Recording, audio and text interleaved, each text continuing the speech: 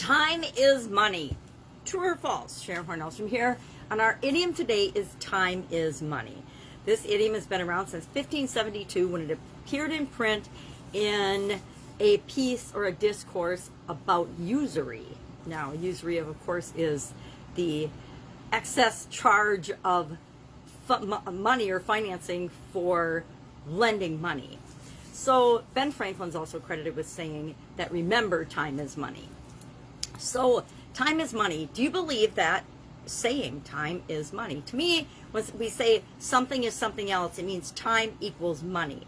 Now, I guess I could argue both sides of it, but for the most part, I don't believe that time is money. You know, there's a saying that saved money is saved time. If you make money off of other people's time, we say time is money because we often trade our time for money. If you work in a job, you've definitely, and I've definitely done this, traded our time for money. Our time, our hours each day, we make an hourly amount, whether you're paid salary or hourly, you could divide that up and figure out what is your time, what are you exchanging your time, your energy, your resources for money to support your life, to take care of yourself, to take care of your family.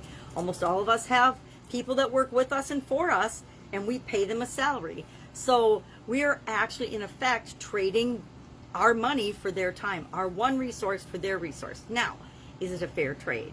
There's a saying, saved time is saved money. Gained time is gained money. Lost time is wasted money. Well, yes, it is. But also, is it really? Because time to me and money to me no longer are the same thing. When I was younger, time was money. I knew that I could work hard and I could make a lot of money. But as I got out on my own and had my own businesses, I realized that I can multiply my money exponentially depending on how I allocate my personal time and resources and energy. And my time ends up being the most valuable resource, just like your time is actually the most valuable resource that you have. Why? Because each and every one of us, it's the great equalizer, right? We all have 24 hours in a day.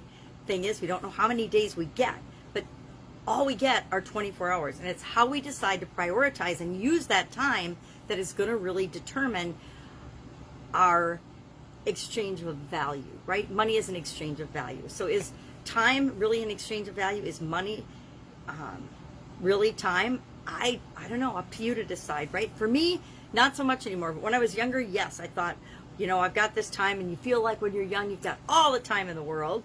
And so we make different choices then as we get older and more understanding of the way the world works. But the older I get, the wiser I get, the more I realize that my 24 hours in a day is all I've got. And I need to allocate that, spend that, prioritize that in the way that's best for me and what it is I want to create in the world. That sounds a little selfish, but it's not really selfish because we have to take care of ourselves before we can take care of other people. We have to create what we need in our life before we can give value and contribute to the rest of the world. And how we create value in life and how we get what we want in life is by giving what we know, giving away our knowledge, giving away our experience, solving problems for people, creating things in the world that are desired so that people will exchange their money for our value. But we could have a whole discussion on money and value because not the same thing, right?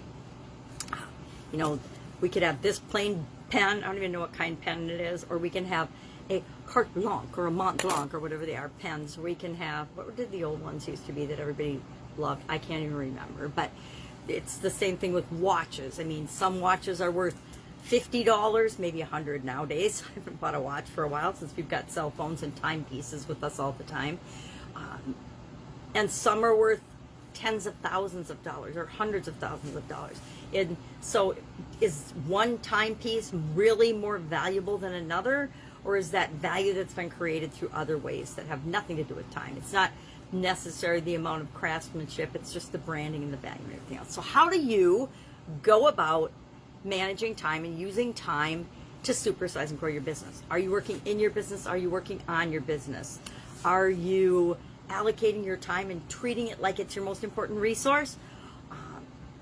And multiplying your time and multiplying your effectiveness through the ways that you save time, save money, save energy, delegate, create systems and processes in your business to save time. So curious, how are you using time to supersize and grow your business? Share in the comments below. If you're curious, I'll share some of the ways that I do that, because I am big on managing and allocating and making sure that my time for sure is used in the best way possible, but then also the people that are a part of my business. We have systems and processes and things in place, and we're continually improving and evolving and making sure that those systems are efficient and effective and provide our customers with the best possible experience, but that we're always looking at them and improving them as we go about our business, because the world is always changing. So share in the comments below how you use time in your business to grow and supersize your business.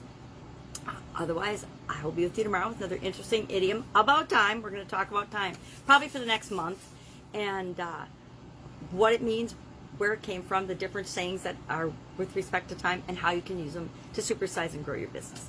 Any questions, ask. Otherwise, I'll be with you tomorrow. Have an awesome day.